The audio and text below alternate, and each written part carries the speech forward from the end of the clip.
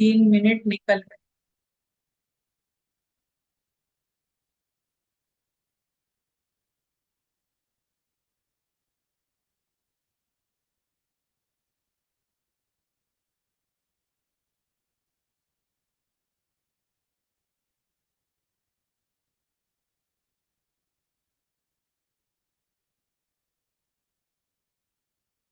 Body management हमारा ये चल रहा है। हम बॉडी सिस्टम तक पहुंचे थे। बॉडी सिस्टम जॉइंट तक लिया था, और अभी जॉइंट के आगे human body is the real wonder of nature. Various organs of human body join together and perform specific work. It is called as system. बहुत सारे जो ऑर्गन्स है, वो ऑर्गन्स एक जगह पे आ जाते हैं। और एक जगह पे आ जाने के बाद वो एक स्पेसिफिक वर्क करते हैं, तो उसको ही कहा जाता है सिस्टम।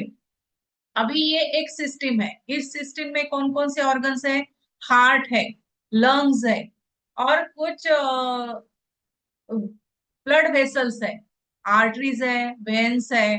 तो इन सबको मिलके क्या बन गया? एक सिस्टम बन गया। तो और ये सभी ऑर्गन्स है। ये ऑर्गन्स से वो ब्लड ले रहे हैं, उनको दे रहे हैं। तो इस तरह से ये बहुत सारे ऑर्गन से मिलके क्या बनती है? एक सिस्टम बनती है। जैसे कि एक उदाहरण के लिए अभी एक ये सर्कुलेटरी सिस्टम ली, तो सिस्टम किसे कहा जाएगा? कि human body join together, various organs of human body join together and perform a specific work. It is called as a system. एक स्पेसिफिक वर्क वो करते हैं। अभी ये सिर्फ क्या काम करेंगे? सर्कुलेटरी सिस्टम में क्या काम है इनका? सिर्फ और सिर्फ ब्लड को यहाँ से लेके बॉडी पार्ट तक पहुंचाना, और बॉडी ऑर्गन से लेके फिर से हार्ट तक लाना, यही काम है इनका। ये स्पेसिफिक वर्क है इनका, जो कि ब्लड वेसल के थ्रू होता है। तो ये सर्कुलेटरी सिस्टम है। अभी सर्कुलेटरी सिस्टम जो है, ये हार्ट, अभी इसमें क्या है? हार्ट है और ब्लड वेसल्स है। Blood is spread in the body, whole body, with the help of these vessels. It is circular. The heart is made up of special muscles, and it is divided into certain left and right chambers. ये जो heart है, ये heart चार chamber से बना हुआ है। ऊपर दो चेम्बर्स है और नीचे दो चेम्बर्स है। अ, ये नीचे वाले जो है वो वेंट्रिकल्स है। और तो इस तरह से ये जो चार चेम्बर्स है, ये चार चेम्बर्स मिलके बनता है हार्ट। और ये आओर्टाज है, सबसे बड़ी बड़ी जो होती है ये धमनी। धमनी, ये छोटे छोटे ये बड़ी वाली ब्लड वेसल है। ये भी बड़ी वाली ब्लड वेसल है। और उसके बाद ये बड़ी वाली जो ब्लड वेसल है, नीचे आते आते फिर उसका भी पार्ट बाइफर्केशन होगा। और बाइफर्केशन होके उससे छोटी वेन बन जाएगी। और इससे भी जब वो किसी ऑर्गन में जाती है, तो उससे भी छोटे छोटे वेन्स आते हैं, कैपिलरीज। तो इसको क्या कहेंगे? कैपिलरीज। तो ये जो बड़े हैं, ये pulmonary vein, aorta, vena cava, right, ये है राइट लंग। तो इस तरह से ये जो है हार्ट का सर्कुलेटरी सिस्टम है। Left side of the heart receives oxygenated blood from the lungs and sends it to the body. And right side of the heart receives deoxygenated blood and sent to the lung. तो right side का जो heart है, right side का heart क्या करता है? Blood receive, deoxygenated blood को receive करता है। डीऑक्सीजनेटेड ब्लड को रिसीव करता है। फिर वो यहाँ से आके फिर इधर से वो जाता है लंग्स की तरफ। फिर लंग्स की तरफ जाने के बाद वहां पे ऑक्सीजन मिक्स होता है। फिर से वो इस रेड वाली जो पल्मोनरी वेन है, वह उससे अंदर आता है। तो ये ऑक्सीजनेटेड होके आता है। और इधर फिर वो लेफ्ट साइड में आ जाता है। फिर यहाँ से ऑक्सीजनेटेड ब्लड पूरे बॉडी को पहुंचाया जाता है। तो right side of the heart receives deoxygenated blood and sent to the lung, and left side of the heart receives oxygenated blood from the lungs and sent to the body parts। तो इस तरह से ये blood capillaries, blood veins, arteries, ये सब कुछ circulatory system में आ जाता है। तो आपको सिर्फ इतना ही याद रखना है कि हार्ट जो है वो स्पेशल मसल से बने हुए होते हैं, और लेफ्ट एंड राइट ऐसे उनके चेम्बर्स होते हैं, और लेफ्ट एंड राइट चेम्बर्स का कनेक्शन जो है वो एक दूसरे से जुड़ा हुआ है, और उसमें से ब्लड मूव होता रहता है from one chamber to another chamber. Heart has 4 chambers. ये इतना आपको याद रखना है। सर्कुलेटरी हमने कल क्या क्या, अभी सर्कुलेटरी सिस्टम जो है इसमें क्या क्या है। तो सर्कुलेटरी सिस्टम में it is made up of heart and blood vessels. Circulatory blood circulates through the whole body. इस सिस्टम से क्या करते हैं कि ब्लड को पूरे बॉडी में सर्कुलेट किया जाता है। ब्लड वेसल्स कौन कौन से हैं? आर्टरीज हैं जो कि carry oxygenated blood from heart to body. Arteries, arteries क्या करती है? Oxygenated blood, pure blood. Arteries pure blood, ऐसे याद रखने का। Arteries pure blood, oxygenated blood वो हार्ट टू बॉडी को देते हैं। और वेन्स जो है, वेन्स क्या करती है? वो डीऑक्सीजनेटेड ब्लड जो है वो बैक टू द हार्ट, पूरे बॉडी पार्ट से, पूरा यहाँ से वहां से सभी ऑर्गन से वो कलेक्ट करके वो ऊपर हार्ट की तरफ लेके जाते हैं। वो डीऑक्सीजनेटेड ब्लड ऊपर हार्ट की ओर लेके जाते हैं। Heart is made up of special muscles. Heart जो है वो स्पेशल मसल से बने हुए हैं, क्योंकि वो उनको कॉन्ट्रैक्शन रिलैक्सेशन करना होता है। तो वो इलास्टिक मसल्स रहते हैं। वो हार्ट के जो मसल्स है वो इलास्टिक टाइप के मसल्स होते हैं, स्पेशल मसल्स होते हैं। Heart has 4 chambers. Right atrium upper chamber, right ventricle lower chamber, left atrium upper chamber and left ventricle lower chamber. तो ये राइट अपर, ऊपर के जो होते हैं दोनों आर्ट्रियम्स होते हैं, और नीचे के दोनों वेंट्रिकल्स होते हैं। राइट साइड के एट्रियम और वेंट्रिकल, लेफ्ट साइड का एट्रियम और वेंट्रिकल। ये एट्रियम और वेंट्रिकल, एट्रियम और वेंट्रिकल, इस तरह से दो ऊपर एट्रियम होते हैं, नीचे दो वेंट्रिकल्स होते हैं। तो ये दोनों एक दूसरे के नीचे होते हैं, ऐसे ये 4 चेम्बर्स होते हैं।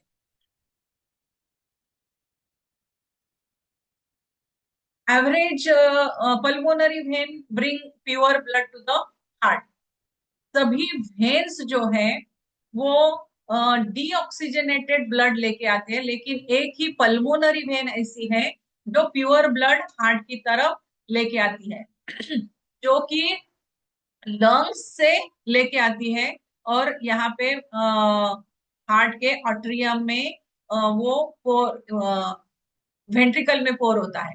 यहाँ पे लंग्स से आता है और वेंट्रिकल में पोर होता है, जो कि पल्मोनरी वेन है। लेकिन ये ऑक्सीजनेटेड प्योर ऑक्सीजन मिक्स किया हुआ ब्लड को लेके आते हैं। सिर्फ यही एक एक्सेप्शन है, बाकी सभी वेन्स जो होती है वो डीऑक्सीजनेटेड ब्लड लेके जाते हैं। सिर्फ यही एक ऑक्सीजनेटेड ऑक्सीजनेटेड ब्लड लेके जाते हैं। तो ये एक एक्सेप्शनल केस है pulmonary vein. Average rate, heart rate जो होता है वो 70 to 75 beats per minute.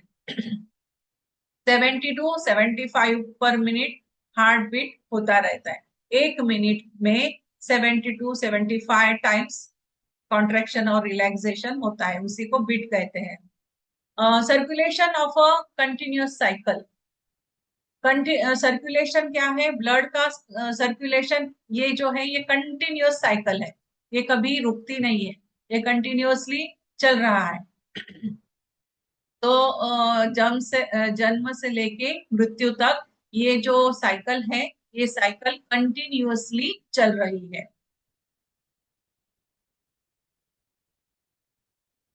Left chamber, lower chamber, right, हाँ ये सब कुछ अपना हो गया। हाँ, फिर है रेस्पिरेटरी सिस्टम। उसके बाद है रेस्पिरेटरी सिस्टम। रेस्पिरेटरी सिस्टम में कौन कौन से ऑर्गन्स आते हैं? इसमें है लंग्स है, हार्ट है, डायफ्राम, डायफ्राम हमने पढ़ा है, डायफ्राम आता है, ओरल कैविटी है, नेजल कैविटी है, अपर रेस्पिरेटरी ट्रैक है, ट्रकिया है, और ये जो आगे आके जाके ये ट्रकिया जो है वो आगे जाके लंग्स में इस तरह से ब्रोंकियोल्स के रूप में लास्टली एल्वियोलाई होते हैं उसके। जो एयर आ रही है वो एयर लंग्स में प्यूरिफिकेशन होके लंग्स में छोड़ा जाता है। तो वहां से कार्बन डाइऑक्साइड लिया जाता है, ऑक्सीजन युक्त एयर वहां पे छोड़ा जाता है लंग्स में। तो ये ब्रैंक्यूल्स जैसे कि किडनी फिल्ट्रेशन का काम करती है, उसी तरह से ये एल्वियोलाई भी हमारे लंग्स में काम करते हैं। ये एल्वियोलाई है लास्ट में उसके एज में होते हैं। तो ये रेस्पिरेटरी सिस्टम के ऑर्गन्स है। Lungs, heart, diaphragm, trachea, nasal cavity, oral cavity. ये अपर रेस्पिरेटरी ट्रैक है। ये जो है ये अपर रेस्पिरेटरी ट्रैक है, ट्रैक। नेजल कैविटी से क्या होता है, हम नेजल कैविटी से क्या करते हैं, एयर अंदर लेते हैं। नेजल कैविटी से एयर अंदर आता है। फिर उसके बाद में वो हम ओरल कैविटी से नहीं लेते हैं। हम कभी भी नाक से सांस लेते हैं।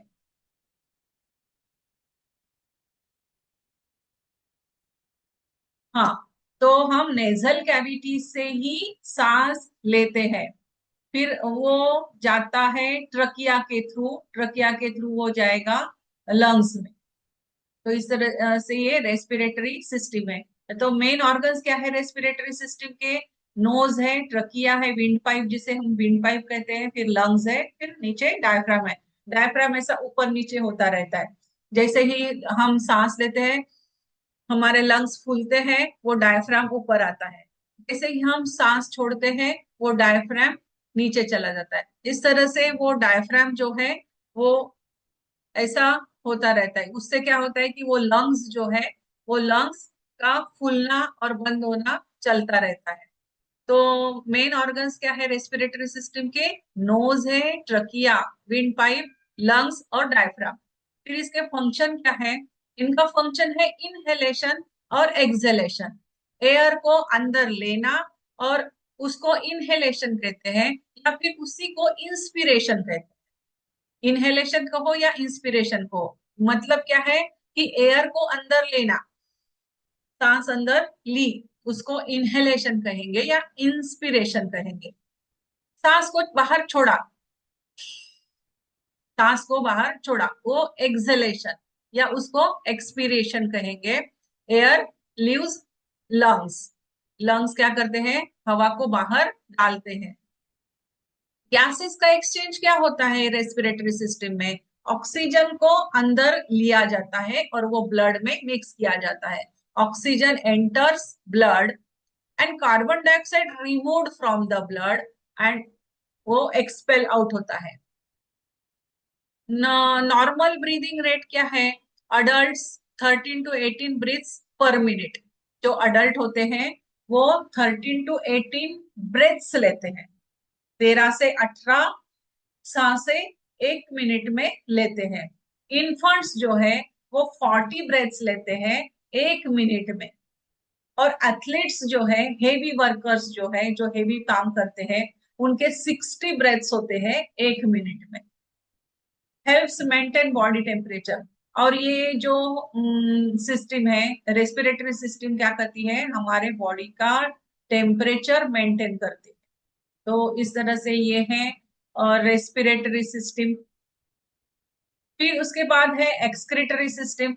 एक्सक्रीटरी सिस्टम में क्या होता है ना कि हमारे डाइजेशन में, डाइजेस्टिव सिस्टम में, हम इससे पहले हम डाइजेस्टिव सिस्टम ले लो। हाँ, डाइजेस्टिव सिस्टम पहले लेते हैं। डाइजेस्टिव सिस्टम जो है ये हम माउथ से स्टार्ट होती है। जैसे कि रेस्पिरेटरी सिस्टम नोज से स्टार्ट हुई, फिर ट्रकिया। तो यहाँ पे ट्रकिया नहीं है, अब ये माउथ से स्टार्ट होगी डाइजेस्टिव सिस्टम। फिर यहाँ पे सलाइवरी ग्लैंड्स होती है, जिसे लार, जिसे हम कहते हैं लार, लार। वो सलाइवा यहाँ पे सिक्रेट होता है। फिर यहाँ से नीचे है ईसोफेगस। वहां पे ट्रकिया था, विंड पाइप था, वो बाजू में होता है इसके। वो ट्रकिया होता है रेस्पिरेटरी सिस्टम में, और यहाँ पे होता है इसोफेगस। जो मुंह से हमने निवाला लिया है, वो निवाला हमारा जाएगा इसोफेगस से होता हुआ, वो जाएगा स्टमक में आएगा, स्टमक में। फिर यहाँ पे स्टमक में क्या होता है कि डाइजेशन की प्रोसेस होती है।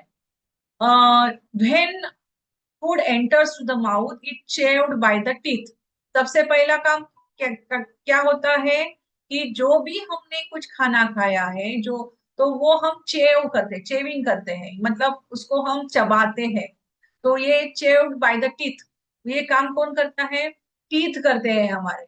टीथ उसको चबाने का काम करते हैं। फिर जैसे जब हम उसको चबाते हैं, तो चबाते समय उसमें लार यानी सलाइवा उसमें मिक्स होता रहता है, सिक्रिट होता है सलाइवरी ग्लैंड से। सलाइवा सिक्रिट होता है, और जैसे जैसे हम उसको चबाते हैं वैसे वैसे उसमें सलाइव सलाइवरी ग्लैंड से सलाइवा निकल के उस निवाले में वो मिक्स होता है, और वो लिक्विड जैसा बनता है। अभी ये जो सलाइवा जो है वो अल्कलाइन फ्लूइड है, जो हम लेते हैं उसमें एसिडिक सब्सटेंसेस होते हैं। तो ये सलाइवरी ग्लैंड्स जो निकलने वाला सलाइवा जो है वो अल्कलाइन होता है, which helps in digestion of carbohydrates. जो हम कार्बोहाइड्रेट्स लेते हैं, जैसे कि हम चपाती, चावल, अ, ज्वारी, जो भी मिलेट्स है, ये सभी जो है कार्बोहाइड्रेट्स जितने भी हैं, वो उनको डाइजेस्ट यहीं पे होता है, उनका डाइजेशन यहीं से स्टार्ट होता है। ये अल्कलाइन फ्लूइड जो है सलाइवा का, जो सलाइवा जो है वो अल्कलाइन है, उसमें क्या होता है, ये कार्बोहाइड्रेट डिसॉल्व होता है। It convert starch into the sugar and soften food for easy solving. उसका शुगर में कन्वर्जन यहीं पे होना स्टार्ट हो जाता है। उस कार्बोहाइड्रेट का कन्वर्जन शुगर में होने लगता है, और वो इजीली सॉल्विंग, हम फिर अंदर उसको सॉल्व कर सकते हैं। सॉल्व करना यानी कि निगलना, फिर उसको हम नीचे निगल लेते हैं। फिर ये निगलने के बाद ये ईसोफेगस के थ्रू वो आता है स्टमक में। The food then reaches to the stomach through the food pipe. The stomach is a bag-like a muscular structure, and glands in the stomach wall secretes hydrochloric and digestive juices, which mix with food. अभी यहाँ पे तो carbohydrate का conversion हो गया, carbohydrate का conversion sugar में हो जाता है यहीं पे। फिर वो सॉल्व कर लेते हैं हम, और आ जाता है ये एक बैग है। जैसे कि हमारी बैग थैली होती है, वैसे ही मस्कुलर थैली होती है। इस थैली में जो भी हमने खाया है वो सब इसी में आ जाता है। इसका जो वॉल, अंदर से जो वॉल है उसका, स्किन जो है स्टमक की, उसमें से हाइड्रोक्लोरिक एसिड सिक्रेट होता रहता है।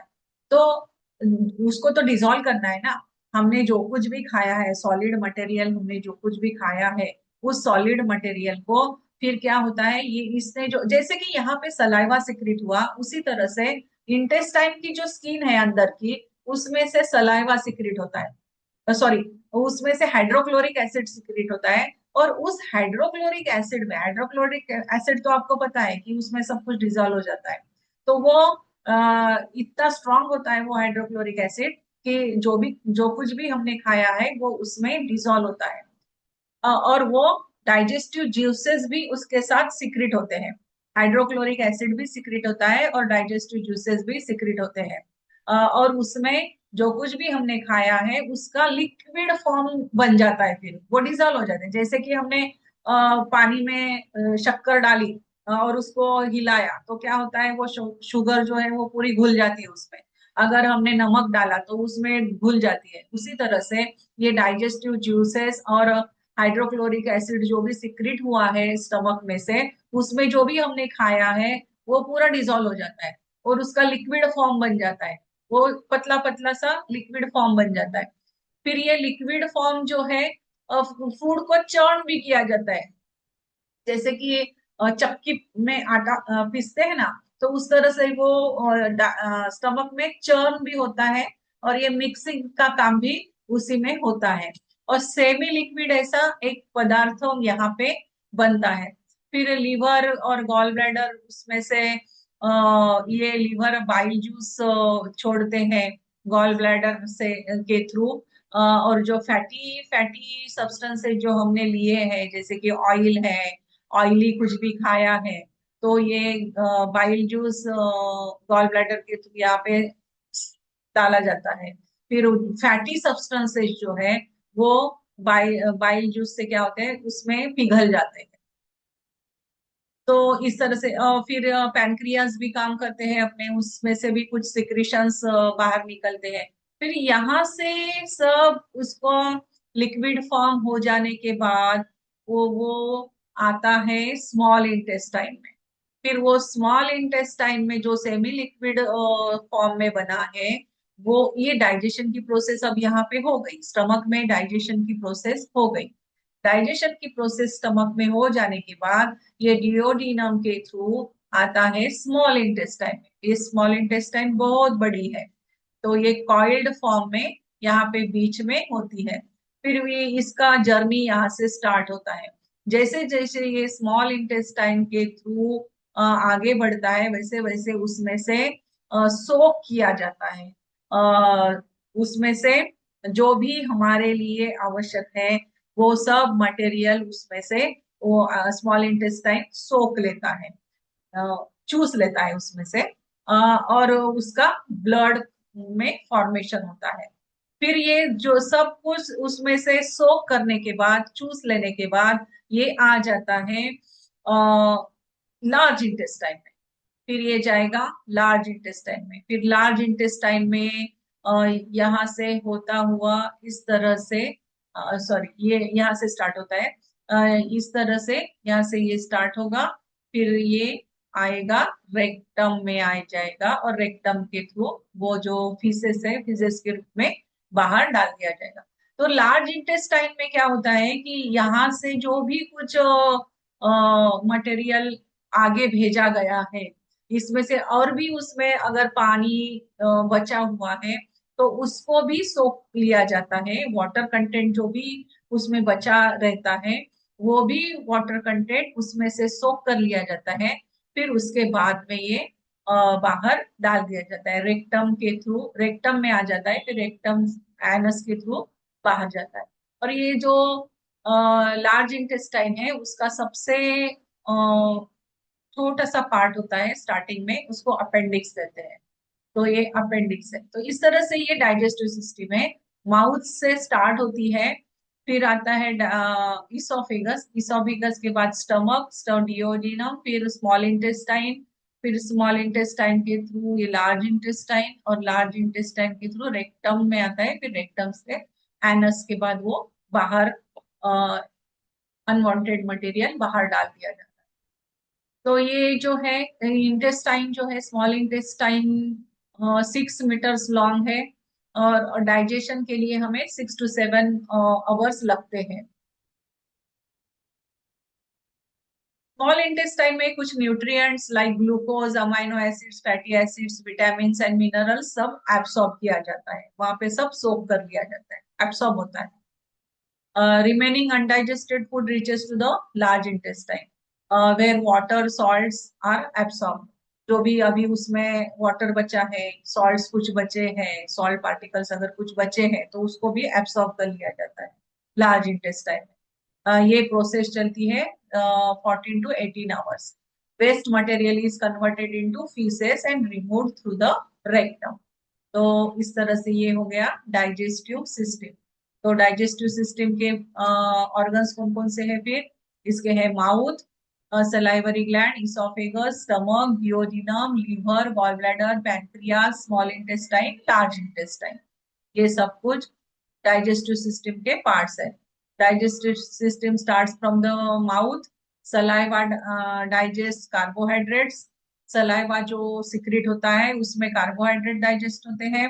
स्टमक में हाइड्रोक्लोरिक एसिड और एंजाइम्स डाइजेस्ट फूड, उसमें से निकलने वाला जो हाइड्रोक्लोरिक एसिड है और कुछ एंजाइम्स वहां पे सिक्रेट होते हैं, तो इनकी वजह से जो भी हमने फूड लिया हुआ होता है वो डाइजेस्ट होता है। In the small intestine, bile and pancreatic juice complete and digestion nutrients are absorbed. Small intestine में क्या होता है कि बाइल को छोड़ा जाता है, पैनक्रियाटिक जूस वहां पे छोड़ा जाता है। फिर ये बाइल और पैनक्रियाटिक जूस क्या करते हैं, उनको और भी डाइजेस्ट करने का काम करते हैं। फैटी एसिड्स को बाइल कन्वर्जन करता है, पैनक्रियाटिक जूस भी कन्वर्जन करता है। फिर जो न्यूट्रिएंट्स सब कुछ एब्सॉर्ब कर लिया जाता है स्मॉल इंटेस्टाइन में। और large intestine absorbs water and forms faeces. फिर लार्ज इंटेस्टाइन क्या करती है, पानी को सोख लेती है और फीसेस में कन्वर्जन करती है। तो इस तरह से ये हो गया डाइजेस्टिव सिस्टम। फिर डाइजेस्टिव सिस्टम के बाद में है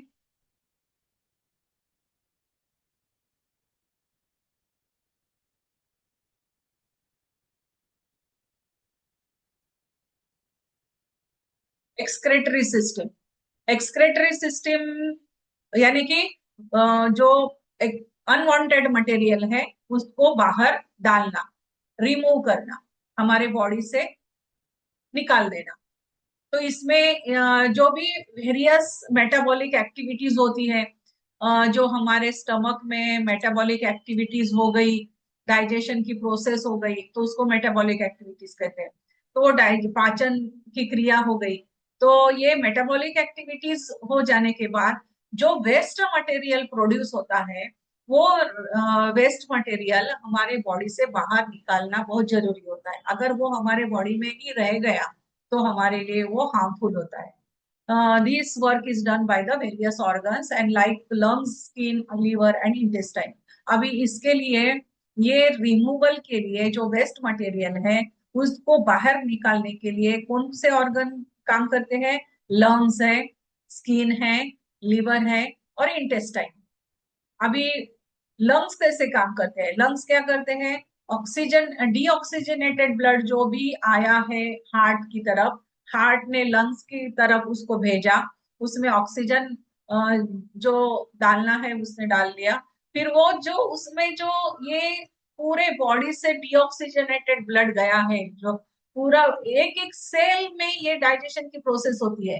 तो वहां पे मेटाबॉलिक एक्टिविटीज हो जाने के बाद हर एक सेल क्या करती है, डीऑक्सीजनेटेड ब्लड जो है वो भेजती रहती है। तो वो हार्ट की तरफ जाता है। फिर यहाँ पे जो अनवांटेड क्या बन गया, तो कुछ गैसेस बनेंगी या कुछ कार्बन डाइऑक्साइड बनता है जो कि हमारे लिए हार्मफुल होता है। तो वो लंग्स के थ्रू फिर से हम उसको एक्सेल करते हैं, फिर उसे बाहर डाला जाता है। तो इस तरह से लंग्स क्या करते हैं, ब्लड में का जो कार्बन डाइऑक्साइड है और कुछ हार्मफुल एयर मटेरियल्स है उनको वो बाहर निकाल देता है। स्किन कैसे काम करती है? स्किन क्या करती है, एक्सेस वाटर और सॉल्ट्स जो है उसको पसीने के थ्रू हमारे बॉडी से बाहर निकालती रहती है। हमें जब बहुत गर्मी होती है तो ठंडा करने का काम भी ये पसीना करता है, बॉडी को ठंडा रखने का काम भी करता है। तो ये एक स्किन भी काम करती है। फिर उसके बाद किडनीज। किडनीज जो है वो harmful substances from the blood निकालते हैं। एक तरह से यहाँ पे फिल्ट्रेशन का काम होता है, जैसे कि हम चाय बनाते हैं, फिर वो छन्नी जो होती है उसमें हम चाय डालते हैं तो नीचे हमारी आती है और ऊपर उस छन्नी में चाय पत्ती जमा हो जाती है। उसी तरह से इसी तरह से ये किडनी काम करती है। तो भी डीऑक्सीजनेटेड ब्लड यहाँ पे आया है, उसको उसको फिल्टर कर किया जाता है। फिर वो डीऑक्सीजनेटेड ब्लड जो है वो फिर से वेन्स में भेज दिया जाता है। उस यहाँ पर भी थोड़ा सा ऑक्सीजनेटेड ब्लड भी आता है और डीऑक्सीजनेटेड ब्लड फिर ऊपर भेज दिया जाता है।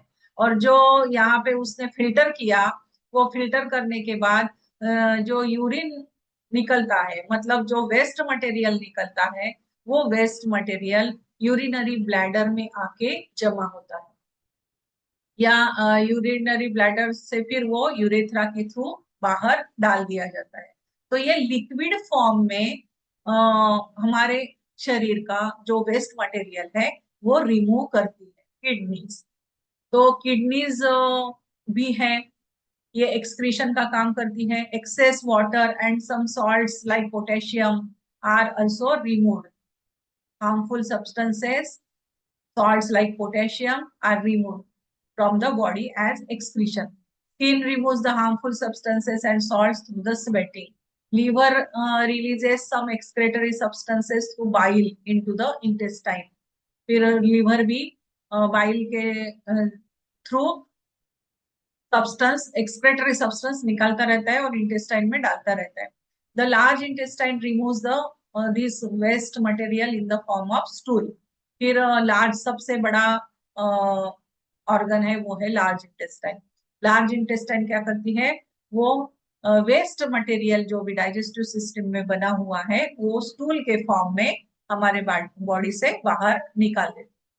तो ये डाइजेस्ट एक्सक्रेटरी सिस्टम के ऑर्गन्स है, kidney, skin, liver, large intestine, lungs. Lungs carbon dioxide को बाहर डालते हैं। फिल्टर, किडनी क्या करती है, filter blood from and urine को, यूरिन का फॉर्मेशन होता है और removes access water and salts, kidney. और स्किन क्या करती है, excretion through the sweating, sweating के द्वारा एक्सक्रीशन करते हैं। Liver excretes bile through the bile juice. Intestine removes solid waste. और लार्ज इंटेस्टाइन क्या है, करती है, सॉलिड वेस्ट यानी कि स्टूल के फॉर्म में बाहर डाल दिया जाता है। तो ये यूरिन के फॉर्म में, ये स्वेटिंग के फॉर्म में, ये बाइल के फॉर्म में, और ये स्टूल्स के form. Kidney, skin, liver and intestine, ये एक्सक्रेटरी ऑर्गन्स है। Bones, supporting points. हाँ, तो अभी हमें देखना है बोनी सिस्टम। हाँ, एंडोक्राइन सिस्टम।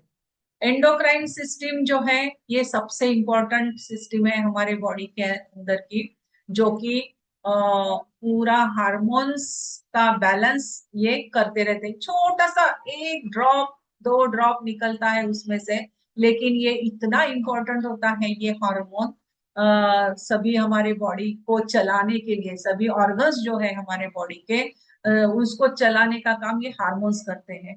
तो इनको कहते हैं एंडोक्राइन ग्लैंड्स, जिसमें से ये सिक्रिट होता है हार्मोन, उसे कहते हैं एंडोक्राइन ग्लैंड्स। फॉर एग्जांपल अभी ये एंडोक्राइन सिस्टम जो है इसमें आएगा endocrine glands. For example thyroid, pituitary gland, adrenal gland. From these glands number of important and useful hormones are secreted, जो कि हमारे वेरियस एक्टिविटीज जो हमारी बॉडी के अंदर चलती रहती है, और बहुत सारे चेंजेस हमारे अंदर होते रहते हैं, वो एक्टिविटीज करने के लिए ये हार्मोन्स हमारे ग्लैंड्स में से, एंडोक्राइन ग्लैंड्स में से निकलती है। Endocrine glands are some glands whose secretion are not released through any duct but directly into the blood reach to the related organ. These glands are situated in various parts of the body. अभी कुछ कुछ ऐसे भी है कि जो, अभी ये जो ग्लैंड्स अभी हमने देखे, थायराइड, पिट्यूटरी, एड्रिनल, ये उस ग्लैंड में से सिक्रीशन निकल रहा है। लेकिन कुछ ऐसे हार्मोन्स है जिसके लिए कुछ ऑर्गन नहीं है, तो वो डायरेक्टली हमारे ग्लैंड, पिट्यूटरी में से निकल रहे हैं, और वो डायरेक्टली ब्लड में ही डाला जाता है, और वो ब्लड के थ्रू ही पहुंचाया जाता है जिस ऑर्गन को पहुंचाना है वहां पे। हम गोली लेते हैं, और दर्द यहाँ पे होता है, गोली लेते हैं, बाकी के ऑर्गन्स को नहीं होता है, सिर्फ वो उसको मिल जाता है। तो ये किसने काम किया? तो वो डायरेक्टली कुछ हार्मोन्स ऐसे हैं जो कि ब्लड में ही वो डाले जाते हैं, और वो ब्लड के थ्रू ही उन दूरस्थ जो ऑर्गन्स है उनको उनके तक पहुंचाया जाता है। तो ये इसमें कौन कौन से ग्लैंड्स है? पिट्यूटरी ग्लैंड है, थायराइड ग्लैंड है, पैराथायराइड है, थाइमस है, adrenal gland, pancreas, ovaries in females and testis in male. ये यहाँ से स्टार्ट होते हैं। सबसे मेन तो हाइपोथैलेमस, हाइपोथैलेमस में से निकलते हैं pituitary gland, pituitary gland, pineal gland, फिर ये थायराइड ग्लैंड जो गले में होती है, थाइमस हमारे चेस्ट रीजन के ऊपर होता है, एड्रिनल ग्लैंड किडनीज के ऊपर होती है, ये पैनक्रियाज है, पैनक्रियाज, फिर फीमेल्स में ओवरीज होते हैं, और जेंट्स में मेल में टेस्टिस होते हैं। तो ये एकदम इम्पोर्टेंट पार्ट्स हैं हमारे ऑर्गन बॉडी के। इनमें से निकलने वाले जो हार्मोन्स है, ये हार्मोन्स हमारे पूरे बॉडी को चला रहे हैं, तब ये एक्टिविटीज इनके थ्रू ही होती है। This gland regulate the growth. अभी ये जो सभी ग्लैंड्स है ना, ये ग्लैंड्स हमारे बॉडी में क्या करते हैं? ये रेगुलेट ग्रोथ, जो बॉडी की ग्रोथ है। जो छोटा बच्चा होता है वो बड़ा होता है, उसको 24 ईयर्स लगते हैं, तो ये 0 से 24 ईयर तक उसकी ग्रोथ होती रहती है। तो ये ग्लैंड्स जो है ये रेगुलेट करते हैं, कुछ ग्रोथ हार्मोन्स होते हैं। मेटाबॉलिज्म जो होता है हमारे शरीर में, वो मेटाबॉलिज्म, रिप्रोडक्शन, स्ट्रेस रिस्पॉन्स, जो भी हमें स्ट्रेस अगर आता है तो उसका रिस्पॉन्स।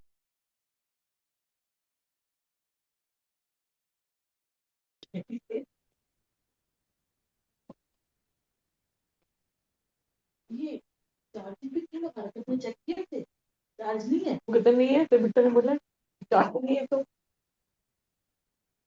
मैंने तो कल से लगा रखा है। चेक करती ना कहीं तार गिर रही हो, फिर से पहले देखो चल रहा है नहीं चल रहा। अब कौन उठेगा? तार में कुछ गड़बड़, अब कौन? हाँ,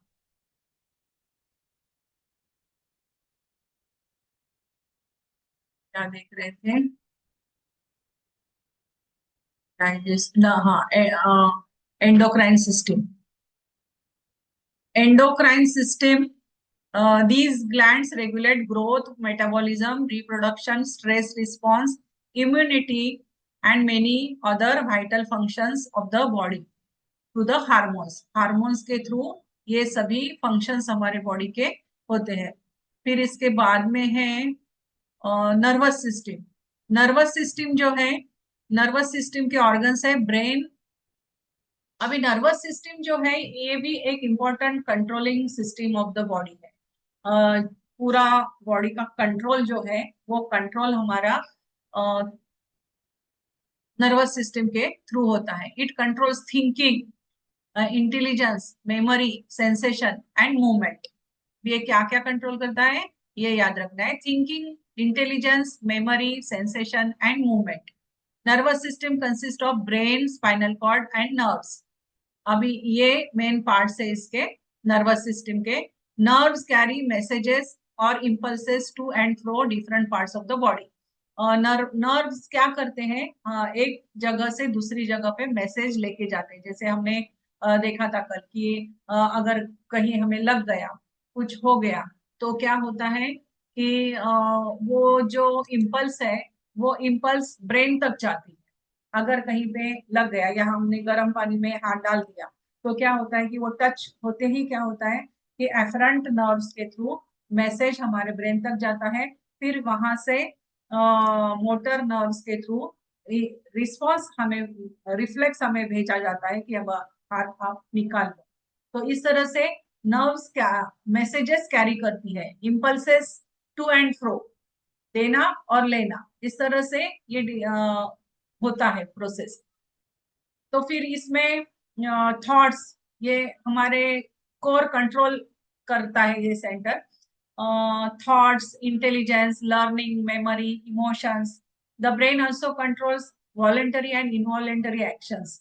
वॉलेंटरी यानी कि जो हम कुछ कुछ एक्शंस ऐसे होते हैं कि जो हम कर सकते हैं, जैसे कि सेरेब्रम। अभी वॉलेंटरी एक्शंस जो है वो सेरेब्रम के थ्रू, बिग ब्रेन के थ्रू होते हैं। ब्रेन के भी टू पार्ट्स है, बिग ब्रेन और स्मॉल ब्रेन।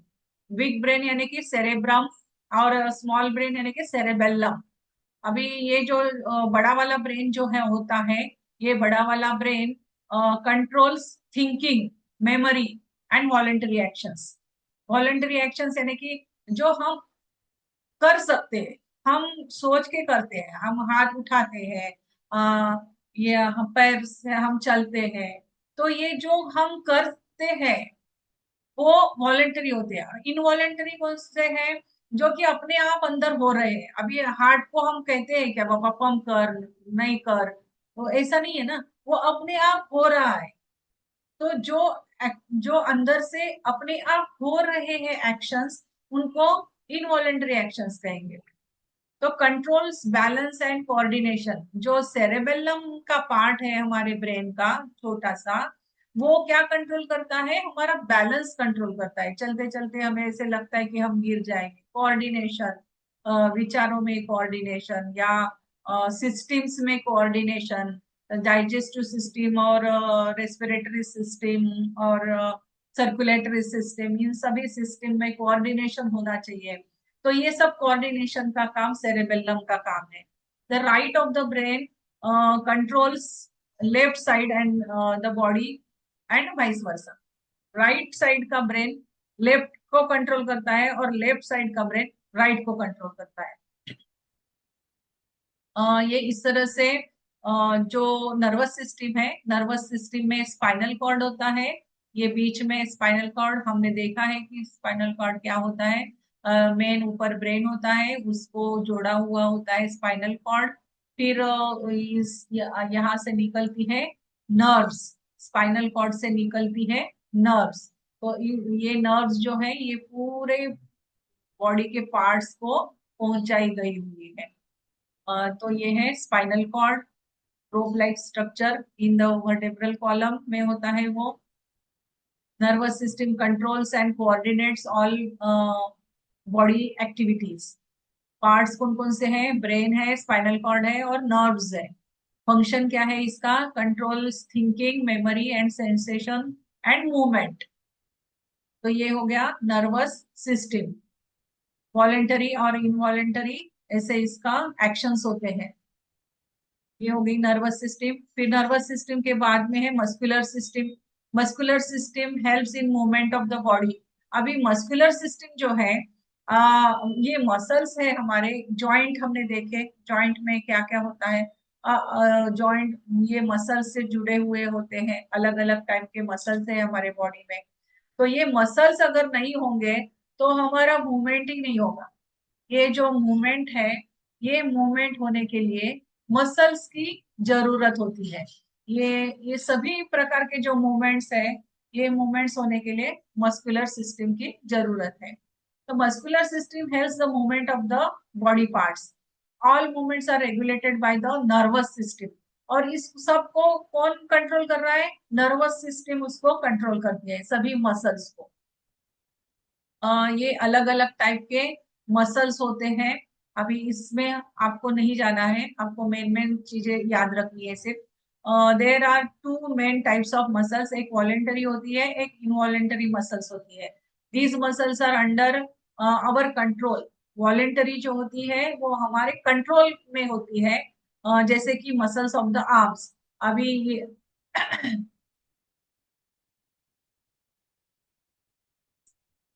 हाँ, वॉलेंटरी मसल्स क्या होती है कि जो हमारे कंट्रोल में होता है, जिसे हम कंट्रोल कर सकते हैं। अभी ये आर्म्स, लेग्स, टंग, नेक, ये जो मूवमेंट्स है इसको हम खुद कंट्रोल कर सकते हैं। तो ये वॉलेंटरी मसल्स हो गई।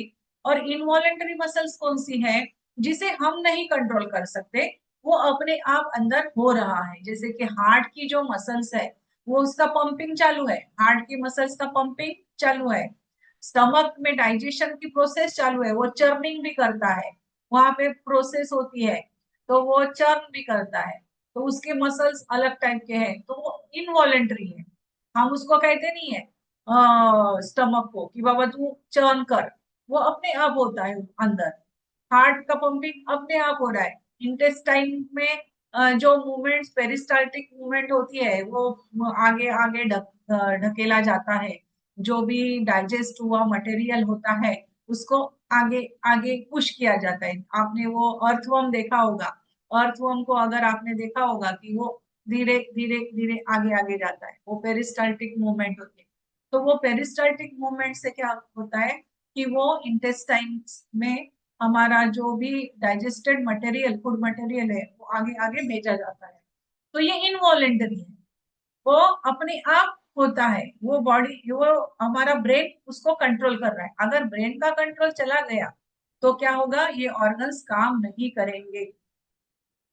कोमा में जब कोई व्यक्ति जाता है, कोमा में जाता है तो क्या होता है कि उसका बॉडी का कंट्रोल बंद हो जाता है।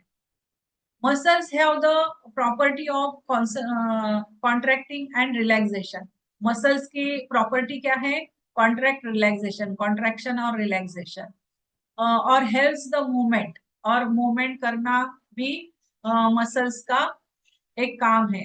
Posture, और posture भी, अगर हमारे ये जो मसल्स होते हैं वो जरा, वो अगर स्ट्रेंथनिंग नहीं होगी उसकी, तो posture भी हमारा बिगड़ जाता है।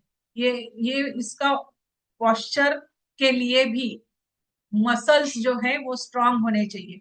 सर्कुलेशन ऑफ ब्लड, तो ये सब है मस्कुलर सिस्टम। फिर मस्कुलर सिस्टम के बाद में आती है बोनी सिस्टम। हाँ, ये सिस्टम में क्या क्या है, फिर बाद में कॉन्ट्रेक्शन और रिलैक्सेशन। ये वॉलेंटरी टाइप का होता है, under control, involuntary, not our control. फिर बोनी सिस्टम है। तो सबसे अंदर है बोन्स हमारे शरीर में। तो ये बोन्स जो है वो अप्रोक्सीमेटली 206 बोन्स है हमारे बॉडी के। तो ये याद रखना है कि हमारे बॉडी में कितने बोन्स है, 206 बोन्स होते हैं।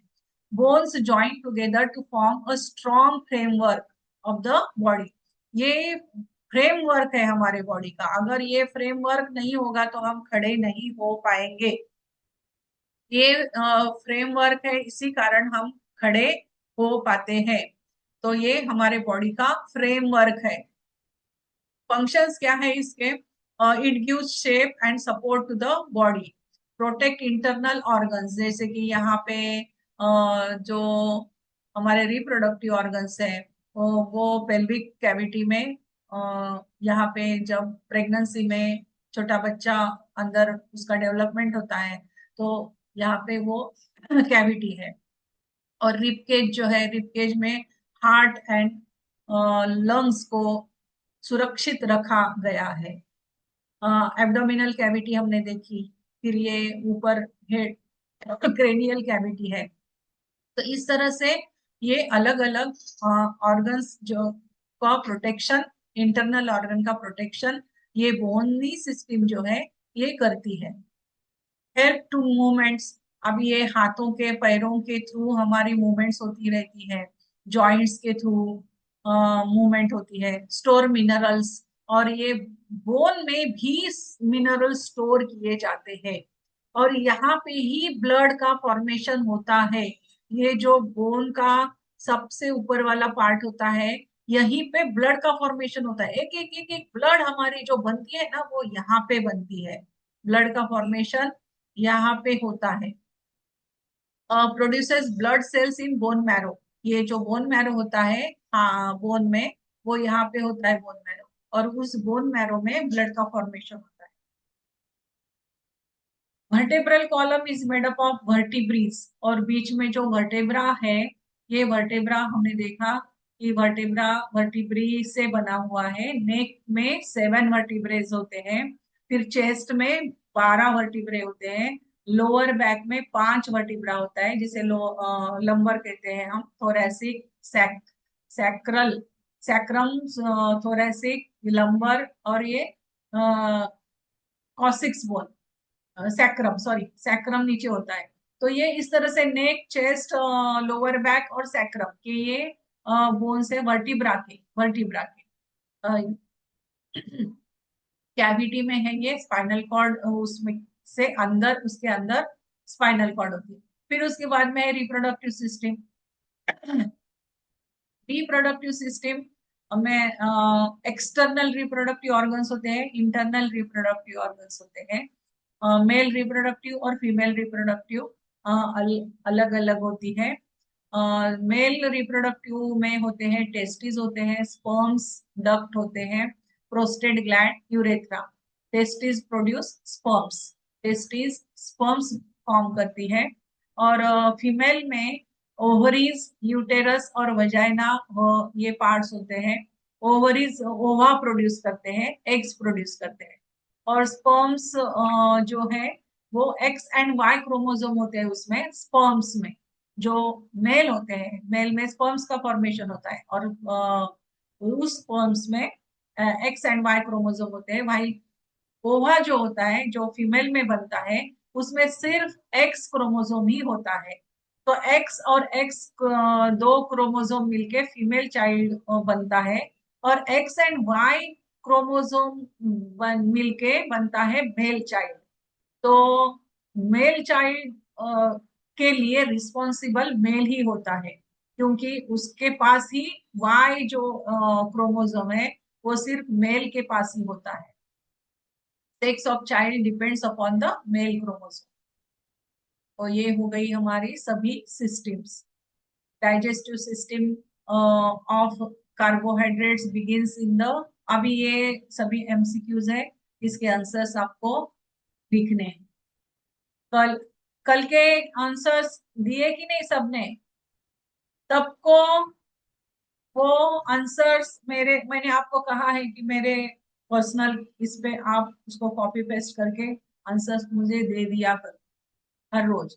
अगर आप अराटाई पे नहीं दे पा रहे हो तो आप मुझे व्हाट्सएप पे कॉपी पेस्ट करके दे दो लेकिन आपको देना है। और जो सेमिस्टर के स्टूडेंट्स हैं वो, उनको तो ये आंसर्स मुझे देने ही है, कंपलसरी है उनके लिए, उनके लिए कंपलसरी है। तो आज हम यहीं पे रोक देते हैं।